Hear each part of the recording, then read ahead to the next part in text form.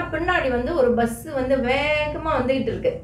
அதுவும் நான் கண்ணாடியில பார்த்துட்டு தெரியுது அவர் வர்றாரு. பஸ் வருது வேகத்துல பார்த்தாக்கா வந்து என் காடிய வந்து இடிச்சுட்டு போற மாரி தான் இருக்கு. பட் அந்த டைம்ல நான் வந்து வெறும் பாபான்னு தான் கூப்பிட்டேன். அது வந்து அந்த பஸ் வந்து ஆட்டோமேட்டிக்கா ஒரு பிரேக் போட்டு பார்க்கும்போது ஒரு எதுவுமே ஆகல.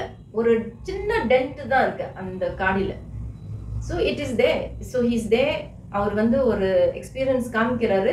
இதான் ஒரு டிவைன் பிளேன்னு சொல்லலாம். அந்த பைக்கு, இந்த பஸ்ஸு இதெல்லாம் ஒரு டிவைன் பிளே தான் நான் சொல்லுவேன். பிகாஸ் அது வந்து நம்மளுக்கு ஒரு எக்ஸ்பீரியன்ஸா அவங்க காட்டணும். அவங்க எக்ஸிஸ்டன்ஸை எப்படி நம்ம உணர்வ முடியும்?